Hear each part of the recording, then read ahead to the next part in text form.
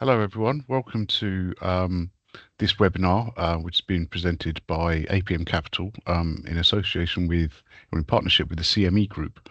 I'm just going to just wait a minute or two just to make sure that we can allow everyone to join us. For anyone here that's new to APM Capital, we're a regulated broker in Abu Dhabi global markets, and we connect our clients to the world's derivatives exchanges, none finer than the CME Group, which obviously offer a range of financial derivatives on nearly every sector there is: interest rates, commodities, equities, and so on and so forth. So we're very pleased to be in partnership with them today. And we're going to have a very interesting presentation from Tariq on soybean and WTI and the correlations therein. I'd just like to, introducing Tariq. Very, very pleased, very honoured to have him with us today. Now, Tariq Dennison is a wealth management and an investment advisor who's based in Switzerland. Is currently registered to manage investment accounts in Hong Kong and the US under the GFM brand. Tariq's passion is helping multinational families and professionals understand what we own and how to build and maintain robust portfolios of income-generating assets and financial plans. Prior to GFM, he served in the wealth management divisions of Societe Generale in Hong Kong, CIBC in Toronto and London, and at Commerzbank, Stearns and JP Morgan in New York. He holds a master's in financial engineering from the University of California, Berkeley, and has taught master's level fixed income and alternative investment courses at ESSEC Business School in Singapore.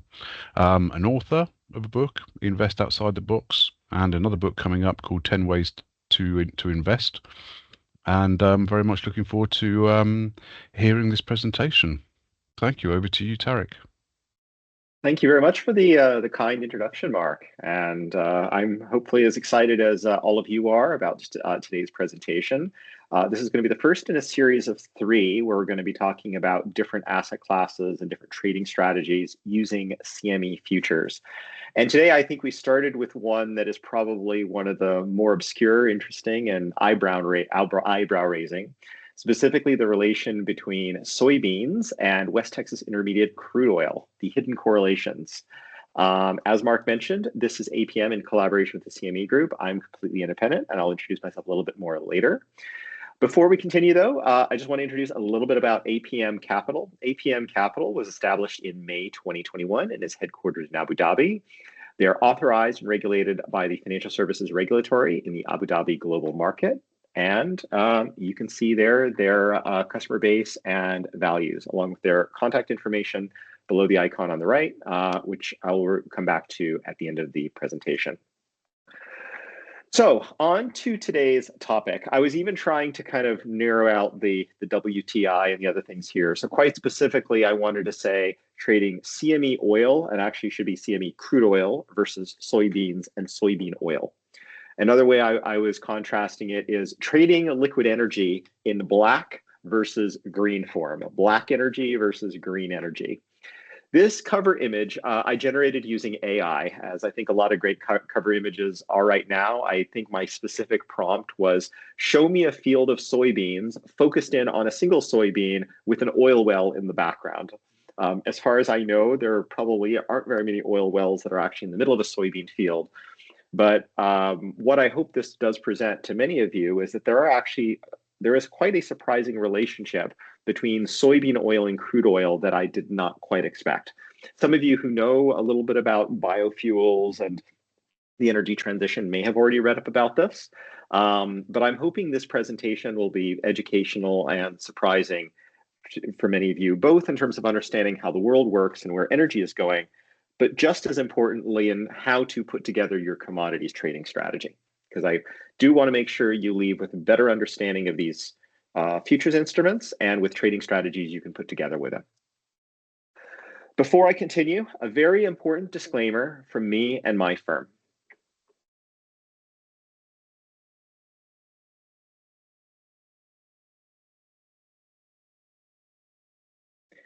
And Mark has already been quite kind to introduce me already, but just in bullet points for anyone who'd like to see a little bit more about me. As Mark mentioned, I'm an independent advisor and trader of separately managed accounts for clients, where I'm currently regulated to do so in three jurisdictions in the US, in Hong Kong, and now here in Switzerland. I have been in the market since 1998. So this year makes 26 years that I've been active and professionally involved in futures, options, stock, and bond markets. Mark has mentioned which firms these were at, pretty much going all the way from San Francisco through Wall Street, through Bay Street in Toronto, City of London, and then I was out in Hong Kong for 11 years, taught in Singapore, and now I'm based in Zurich, Switzerland. I do deal in a wide variety of instruments, so sometimes I may be pressed on being a bit too much of a generalist, but I am in this industry because I am genuinely curious about lots of parts of the world. I'm curious to know more about how different areas of the world work. For example, something like the relationship between soybeans and crude oil, and how crude oil prices affect many different economies, not just the Abu Dhabi economy, but the Swiss economy, the US economy, the Japanese economy. There are really very, very few other professions that would have given me the opportunity to do this. As also mentioned, I'm the author of two books. You can see down at the bottom there the cover of my new book, 10 Ways to Invest, and Invest Outside the Box, which is my first book published in 2018. I'm also a frequent guest on CNBC Asia, and I've written over 200 articles and taught master's courses. So I am really, really keen on getting information and education out there.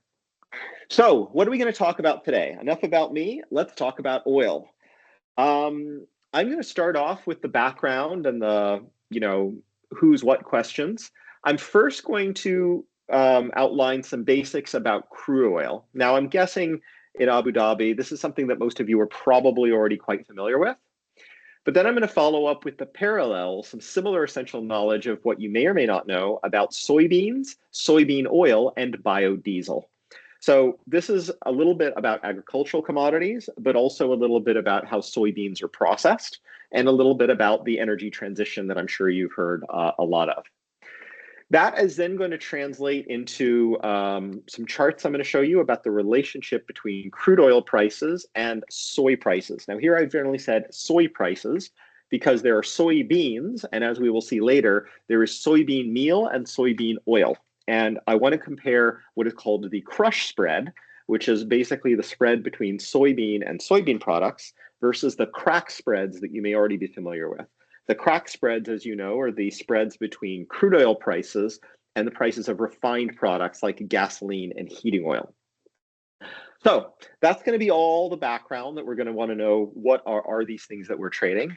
Then when I get into the actual trading portion of it, I'm going to be explaining how futures contracts on crude oil work, futures contracts on soybeans and soybean oil work.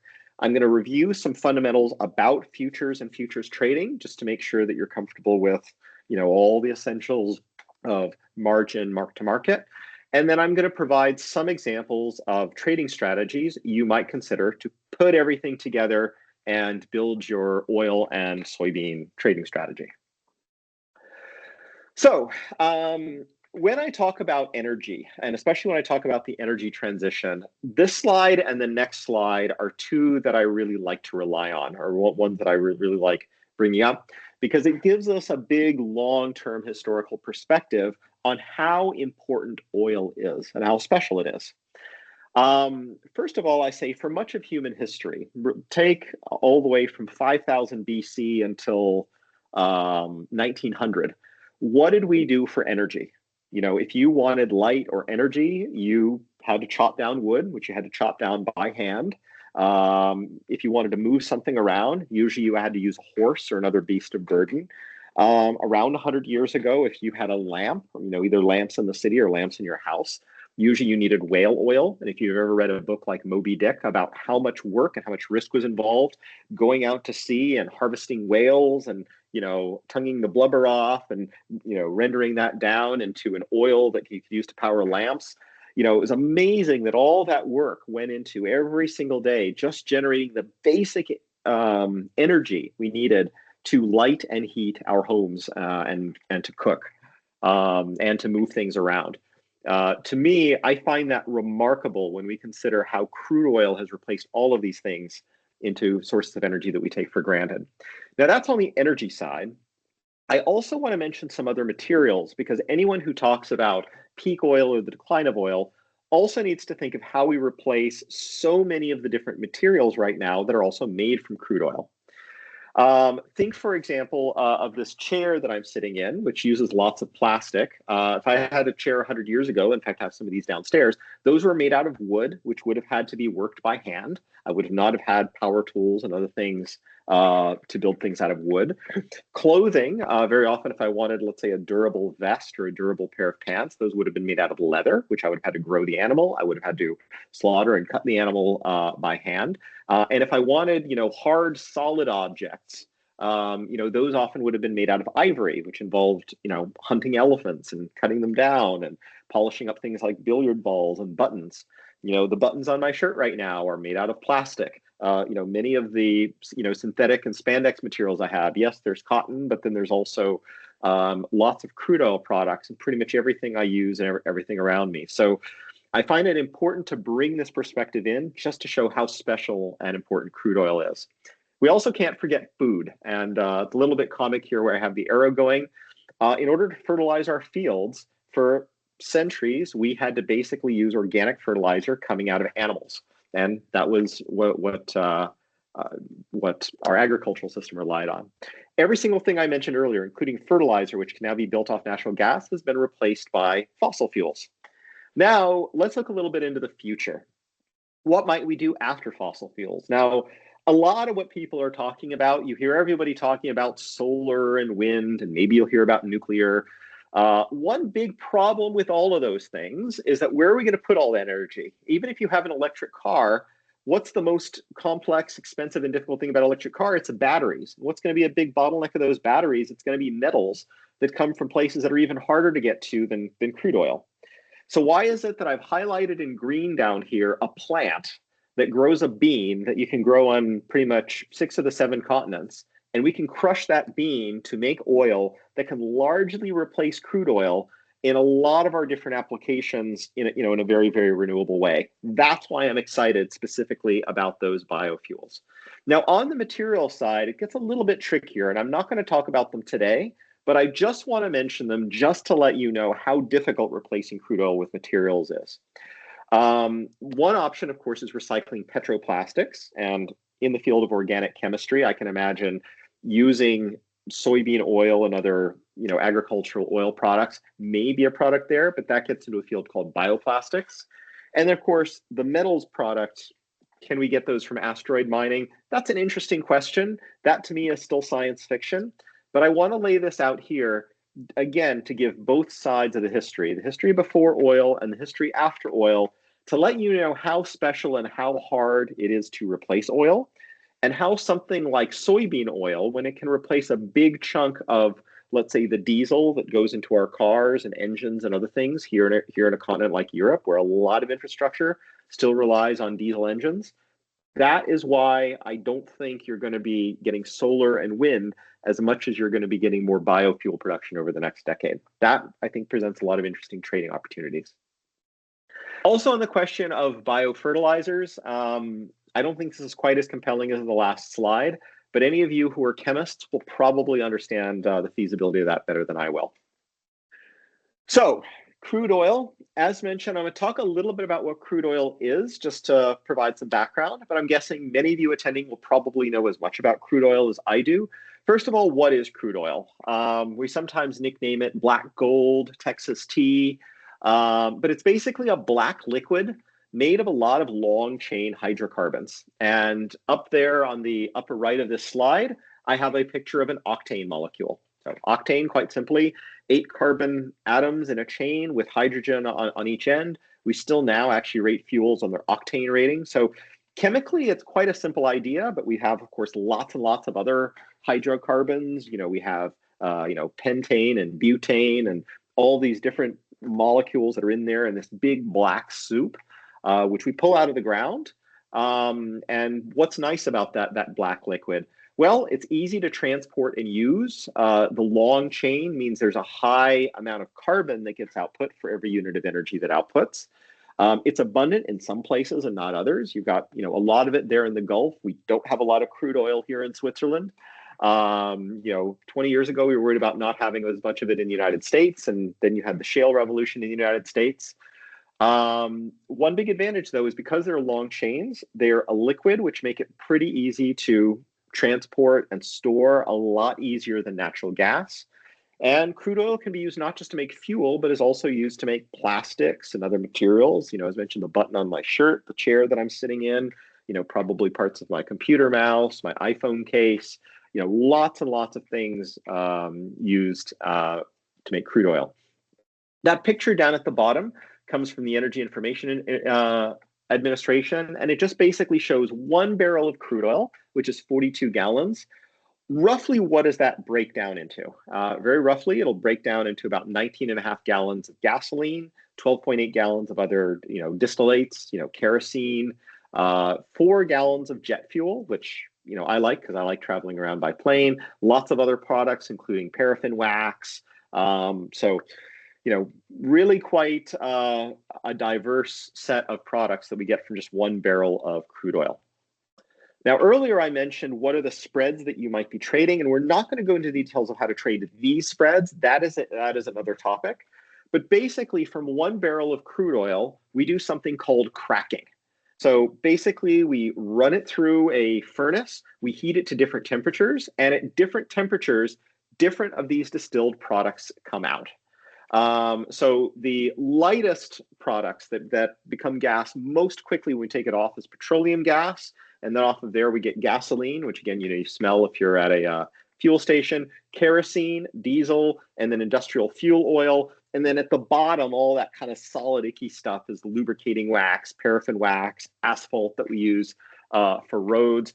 That basically is the process for splitting a barrel of crude oil into all these different products. If you want to trade the crack spread, I can recommend the CME article down at the bottom, the link down at the bottom, where you can, for example, take 3 crude oil contracts and trade that against 2 gasoline and 1 diesel contract. It was a diesel or heating oil. I forget exactly the details. The details are there in the article. But that, in a nutshell, is one of the ways that you can trade what is called the crack spread. You break it down and sometimes you'll have something called the gas crack, which is just gasoline versus crude oil. You'll have the heat crack, which is heating oil versus crude oil. So that, in a nutshell, is crude oil and its refined products, what we come with from there. So enough about oil. Now let's talk about soybeans. Again, probably something you weren't expecting to get on a futures trading webinar. But if you've been to a Japanese restaurant and ever ordered a plate of edamame, you're probably quite familiar with what these, hairy little things that you'll have steamed and sprinkle salt on. But quite plain and simple, as you've seen and probably had, soybeans are a bean. It's a green agricultural product that, gets picked and processed like this. Only a very, very small portion is actually eaten as edamame. A lot of it is used to make lots of other human foods. So soybean meal and soy milk and soy proteins and things like that. The biggest use by far still is in livestock feed. So soybeans are used to feed all sorts of different animals, mostly to raise meat and to have other protein sources that most of us humans will find more appetizing than just eating the beans. Although the livestock is the biggest current use of soybeans, the fastest growing use of soybeans is to produce biofuels, as I will show on the next slide. Just as we crack crude oil to make the refined products, the spreads or the process for processing soybeans is called crushing. And that's what I'm going to show on the slide after the next one. So what does this production that I'm talking about, what does this look like over a period of years? This chart shows roughly the past 20 years of soybean oil usage. If we went all the way back to the turn of the millennium in the year 2000, pretty much all the usage of soybean oil was in food, feed, and other industrial uses. Pretty much all the soybean oil produced would have either gone to animals or would have gone to use to make like cakes and cookies and all sorts of other things that you might find at a grocery store. Ever pick up something and it says partially hydrogenated soybean oil on there? That's what it would have gone into 20 years ago. But then starting around 2004, 2005, you'll notice that light blue line started appearing and started growing every single year after that. That light blue line is biofuels. That quite specifically is all of the different things that we would mix soybean oil into to put into some kind of engine. For example, here in Europe, you will find, biodiesel 90, where 10% of it gets blended in with soybean oil and black diesel, and that'll go into your car and it can power your car. Trucks, which of course use a lot more diesel fuel, have a much, much higher hunger for these things because cyber trucks and Tesla semis aren't really taking over here. I've never seen a single one of them here. So with all the infrastructure we have for fuel, if we want a greener future, getting it from greener sources is one of the ways of using that infrastructure. So we see now biofuel usage has not yet reached half of total soybean oil demand, but we see very clearly which direction the trend lines are going. And that's why I think this topic I'm talking about today is important. Earlier, I mentioned the crush spread, and here below, I've provided the link to the CME article where you can actually get the details on it. Part of what's going to make it a little bit tricky is I'm going to be talking about units of measure, which you may not be used to. Earlier, we were talking about oil. Crude oil. We were talking about that in barrels, and 1 barrel is 42 gallons. Here, when we measure soybeans in bushels. And what is a bushel? A bushel is 64 pints. That's a unit of volume. Very, very roughly, that's about 60 pounds.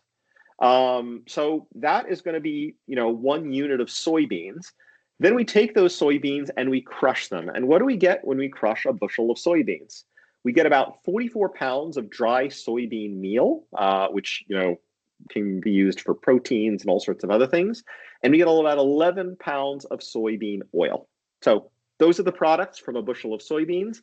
I will leave it to you how exactly to break these down into the futures contracts we will process later. But if you're interested in the crush spread, keep this slide on your desk and look at all of these different futures contracts, and you can build your ratios from that. Next slide, I wanted to talk a little bit in terms of this crush spread and how the interest in trading the crush spread has varied over time. And when I show the later slides showing the relationship between soybean oil and how that has changed before and after COVID, that is what caught my eye. That is what I found surprising. This is also from a CME article from 2021, which you can take a look at here. Basically, you can see for most of the 5 years before COVID, there was, more or less a 30% share, roughly a 1/3 share of how much of the soybean oil futures were actually used to trade the soybean crush spread. And then after COVID, you saw a spike in this. So in other words, the amount of volume of soybean futures trading that is actually being used on the crush spread and specifically on soybean oil going into biofuels spiked after COVID. That's very, very interesting. Let's look into that a little bit more. So first of all, I want to show how much of this was a pre-COVID versus post-COVID difference. Before COVID, if I were to show you these two pairs of lines, so the black and the orange line are WTI crude and Brent crude, which obviously that is a pretty tight spread. You see a little bit of widening and tightening. That's basically the WTI Brent spread. But those two are very, very highly correlated. You're talking about like 95% correlation. They more or less move in lockstep right up until the COVID crash of March 2020. No surprise there. And if I show you the other lines, you kind of say there's not a lot of relationship here. Yes, obviously soybeans and soybean oil have some relationship. Okay, March of 2016, you saw a bit of a widening of the crush spread, but soybeans and oil, not really a lot of relationship before COVID, at least according to this chart. Now let's look at what happened after COVID. And this, in my view, is quite remarkable.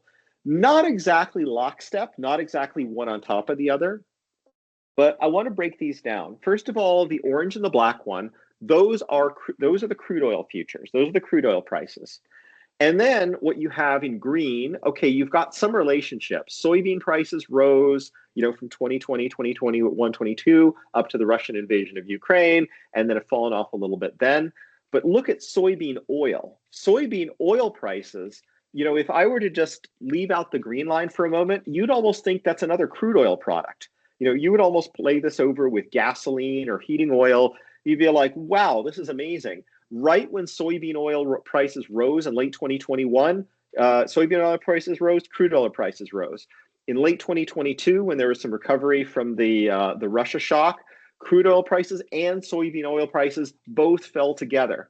Pretty much there was a little bit of diversion since the middle of 2023, but this chart, in my view, deserves printing out and putting up on my wall because it is quite remarkable. It says specifically, not only is soybean oil highly correlated with crude oil, but it is in a way that soybeans themselves are really not. So you can either trade this as crude oil versus soybeans, or you could also trade it as crude oil versus the crush spread. So there's a lot of different ways that you can construct this, but I'd almost want to ask a show of hands here. How many of you knew about this relationship before seeing this chart? I certainly didn't before I was asked to do this presentation, and that's why I put it up here and I say, okay, wow, this is interesting. All right. That was part one. I'm going to leave questions to the end, but before I move on to the next section, this next section is going to be about the futures contracts. So now I'm going to talk about the actual instruments you can use in your APM account. If you, for example, want to just take a crude oil position or soybean oil position, or more interestingly, trade a spread between one or the other.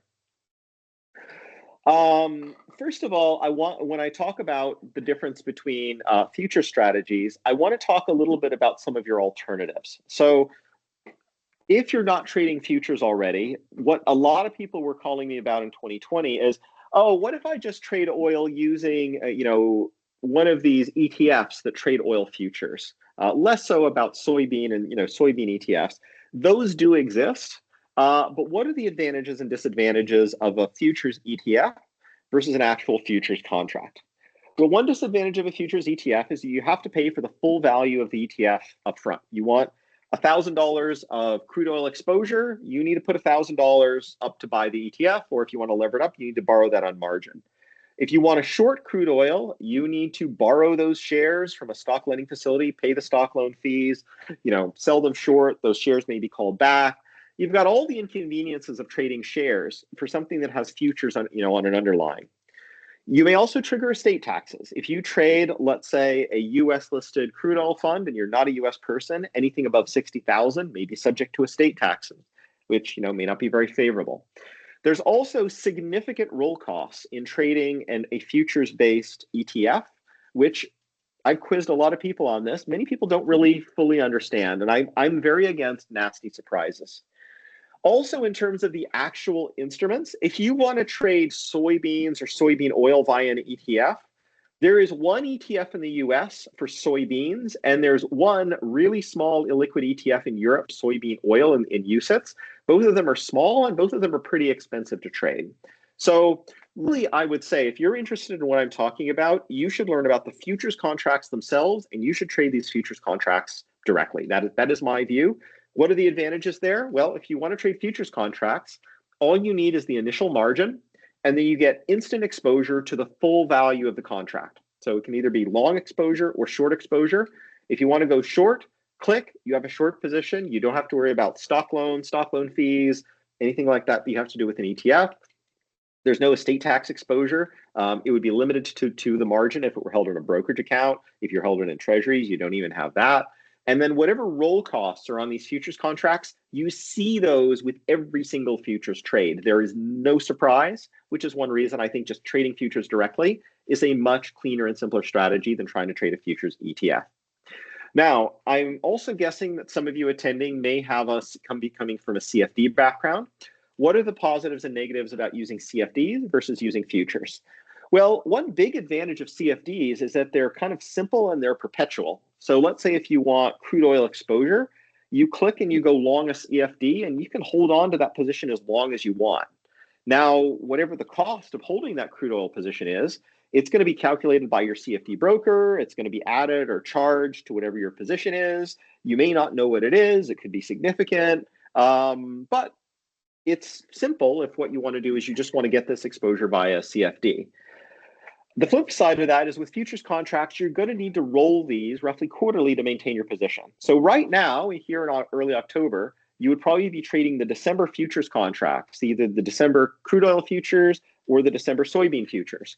And by the end of November, so don't hold those into December, by the end of November, you need to get out of those contracts and into the March contracts. And then come the end of February, you need to get out of the March contracts and into the June contracts. So futures are wonderful if you have that quarterly discipline to go in and maintain your futures exposure. If you're the one who kind of buys a futures contract and you go away for 6 months and you forget about it, CFDs may have an advantage for you there. But one nice thing about futures is you don't have any surprise carrying costs. You don't have to wonder, oh, how much will it cost me to hold this position for 3 months? If I buy the oil futures at $75 a barrel, I know that's exactly what I'm getting. That's the futures contract. It's all priced in.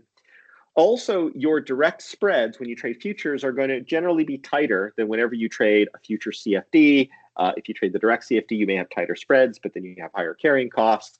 So overall, in my view, the futures contract is the simplest and cleanest way of getting institutional prices on any of these things I'm talking about.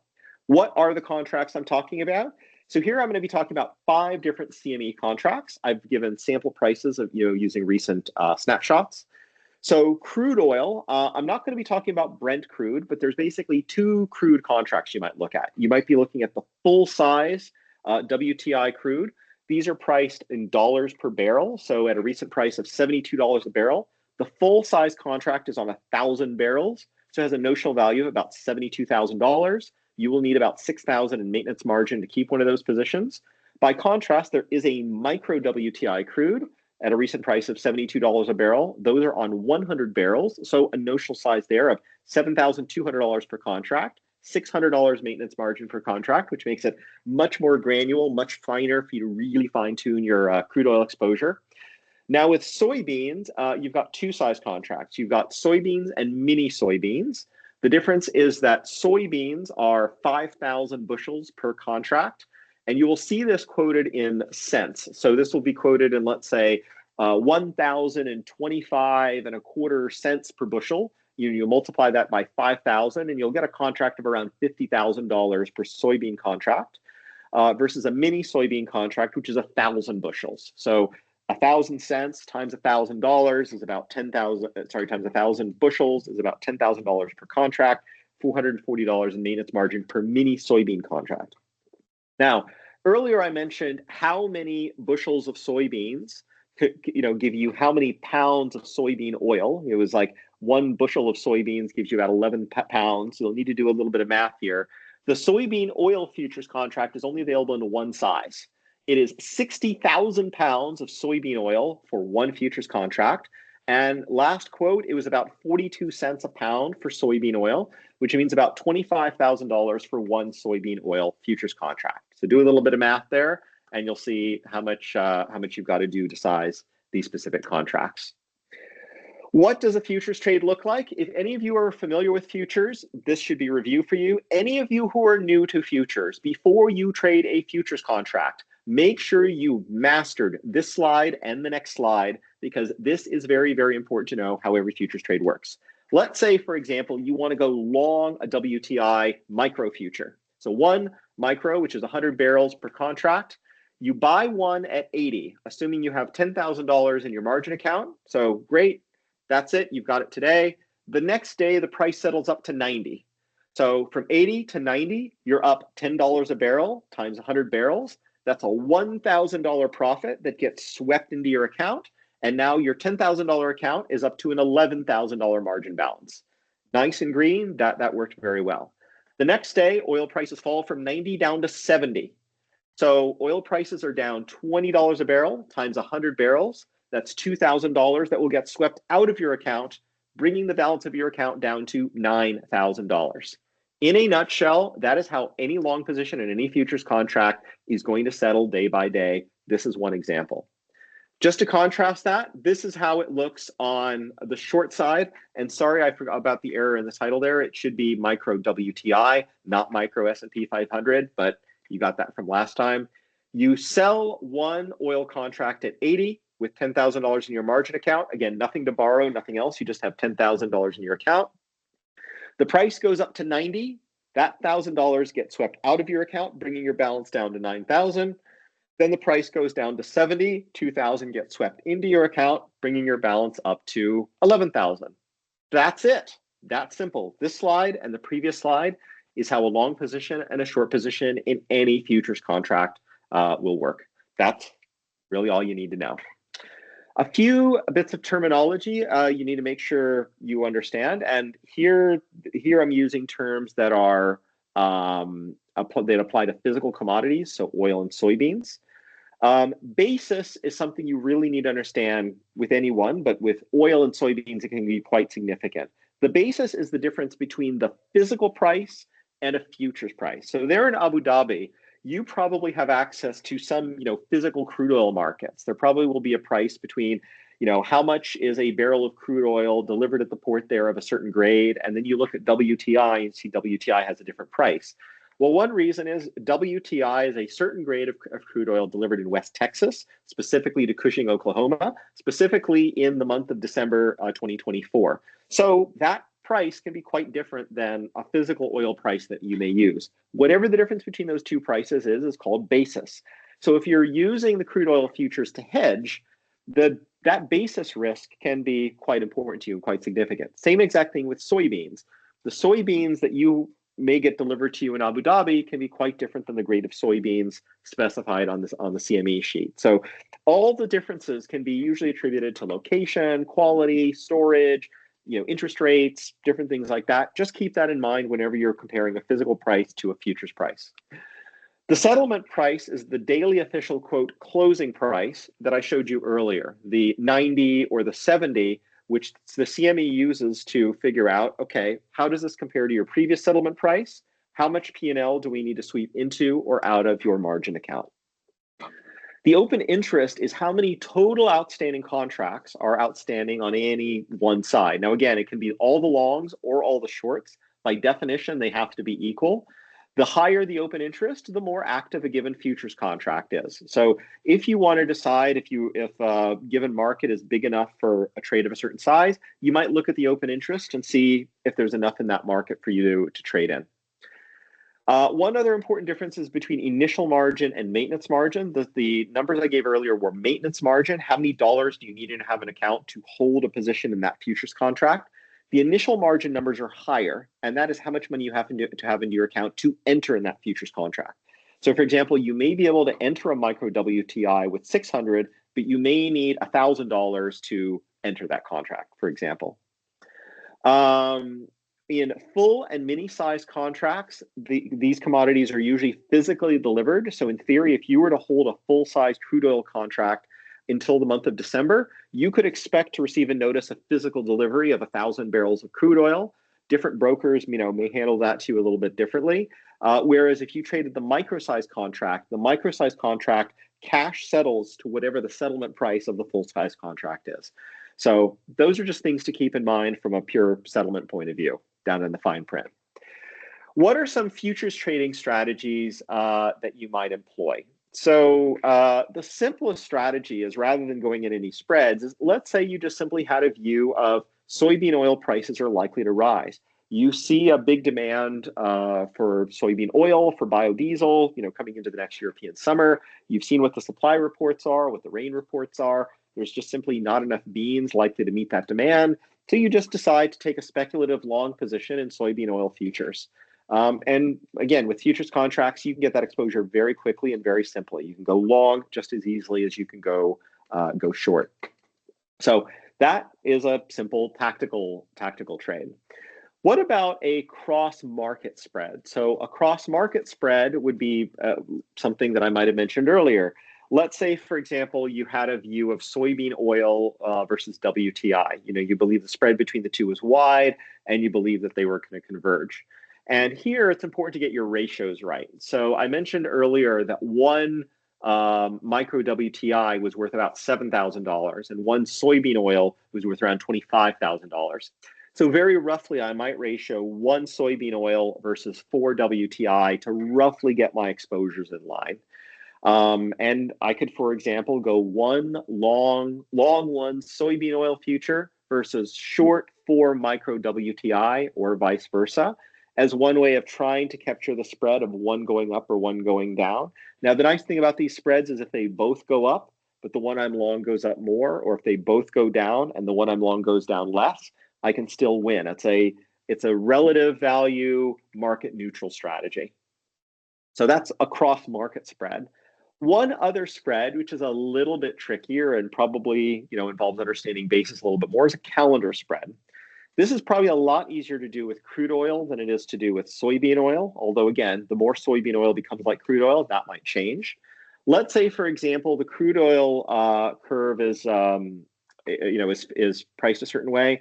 It's a 72 months for December and $72 for December and $68 for June. And I believe that curve is likely to steepen over time. I could, for example, buy June crude oil and sell December crude oil as a way of trying to play that curve specifically on crude oil. In theory, that is possible with soybean oil, but I've just started looking at the cross-market spreads between soybean oil and crude. I have not even started looking at calendar spreads on soybeans or soybean oil. But these are all just samples of what you can do using these few simple instruments that I've introduced so far. For any more, from me and my point of view, once again, my name is Tariq Dennison. You can look me up by name. You can look me up on Seeking Alpha, where I publish a newsletter called the Expat Portfolio. You can also find me on X or on YouTube at the handle Investing Expat, or email me or visit my website at the locations below.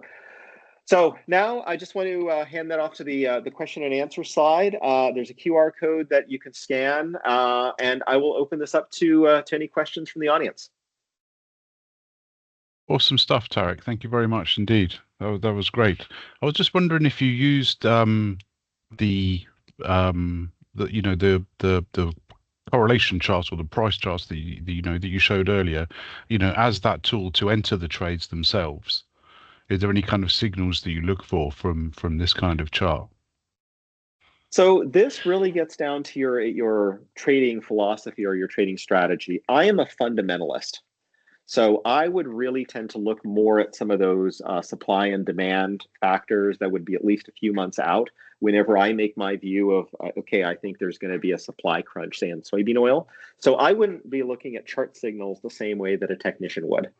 But obviously a technical trader, could be looking at, say, historical spreads between the two. So I give you a simpler example. Let's say whenever I've traded WTI and Brent, which is a much simpler strategy, whenever it's relatively wide, I view not even on a fundamental point of view. I say, okay, the spread is cheap. I have an opportunity to buy WTI, sell Brent, and try and capture that spread. Or if they're ever relatively tight, I could always do it the other way around. Now, my view on WTI Brent has a lot to do with shipping rates, with my view on pipelines in North America. So that's from a pipeline point of view. If I were to just do the same sort of strategy here, in theory, you could. You'll notice the way that I scaled these charts is I took soybean oil prices times 30 in order to scale them the same way. And if you wanted to do that where you line them up, and you saw when is it wide, when is it tight, that could be, let's say, how a chart following mean reversion trader might do it. It's not how I do it, but it is one way you could do it. Okay. Yeah, I guess I've revealed my own outlook there, because I'm looking at that thinking, well, maybe when soy oil goes below, WTI, that's your sell signal, or, so that's the way I kind of view so these. It certainly could be. One reason I would be very, very cautious about doing it is because one thing about soybeans, whenever prices are high, farmers can go out and plant more of them. And soybean, like a lot of agricultural commodities, tend to correct themselves within a season in a way that oil, it's much harder to do with oil. If oil prices are really, really high, how long did it take the US shale industry to actually get all the permits and everything they need to actually go and get that supply pumping? So that's one thing I'm always cautious about whenever you deal with agriculture, is farmers are responsive, and it's not hard to grow a plant. It's much, much harder to get permits to go pull black stuff out of the ground. So, are there any other kind of substitutes to soy oil that would like be a competition in the use of biofuels? well, I'm sure there would be. In the US, a very big one, of course, is ethanol, which is produced from corn. Right. And there you see quite a bit of variation where in Nebraska, of course, it's a big thing, lots of corn subsidies and lots of demand interest there. You'll see other states where you will see people having handwritten posters saying we sell ethanol-free gasoline. People don't want ethanol in their engines and so on like that. So it's become a little bit of a political issue, but that's the big one there, and that's mostly because Americans don't use diesel as much as Europeans do. So Hmm. here in Europe, I think you see more soybean oil and biodiesel just because diesel is more entrenched there. The one big exception is Hawaii. Hawaii has a company called Pacific Biodiesel, where they've been producing biodiesel there for over a decade, largely using waste oil. And now again, you mentioned instead of soybean oil, they largely base it on waste oil. And I believe they actually have operations in other places like the Philippines where they'll produce it from, I'm guessing, palm oil and other sources, which I don't know as much about how to trade, but it's a fascinating field. And when Antoine was mentioning, hey, let's look at the soybean oil versus crude, that's what sparked my interest here. I mean, you can see the the effect of the Russian invasion of Ukraine and everything there. Mhm. Does soy oil kind of have the same risk factors as WTI? So people like as what's relevant here, the ongoing conflict in the Middle East. Mhm. Well, it depends what you say when you say risk factors. With any commodity, it's really a balance between supply and demand. So if you go back to let's say COVID 2020, how did oil prices fall so low? It was basically the demand fell off a cliff. What was the problem in the Russian invasion of Ukraine? Well, demand remained the same. I mean, it's not like Europeans said, "Oh, there's a war in Ukraine. Let's turn down our thermostats and let's drive less." But suddenly, a bit major supplier went offline. In fact, Germany, the industry was clobbered because they were relying a lot more on Russian oil and gas than they wanted to admit before. They needed to get it from other sources. That was a great boon for Qatar, where suddenly they were able to take a lot of gas and put it on LNG tankers and send it around.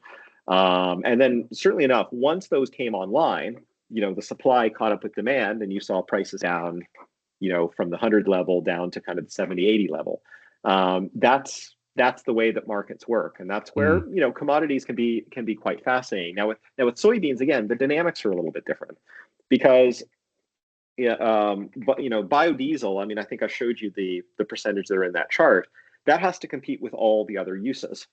So suddenly, if soybean prices are up, how many different let's say cattle farmers are going to say, I'm not going to be feeding my cows soybeans this fall. I'm going to instead send them out to the range and grass feed them. Or it's too expensive for me to use soybean oil in my cookies. Can I replace it with real butter? I mean, there's a lot of different responses of different market participants, and rather than I think waste too much time trying to go down into the weed, that's where I say, okay, let me take a step back. Let's see the trends, mm. where they're going, and what could I actually use to build a trading strategy here. And just one last one, kind of slightly unrelated, but on its own, what are your kind of views for WTI for the rest of the year? I don't really expect too much to happen. I mean, personally, I'll admit, in terms of a trading strategy, WTI is generally a commodity I trade on a breakout basis. I feel that it tends to be range bound until it doesn't. And so, what I like doing is I like putting in trailing stops so that suddenly, if it goes kind of from 70 up to 78 and it's likely to keep moving from there, I want to capture that. If, on the other hand, there's a crash because either there's a drop in demand or the oil shales come out showing that they were much more open than they were, or let's say Trump gets elected and the WTI, the Keystone Pipeline, any number of things that could Mm. bring it.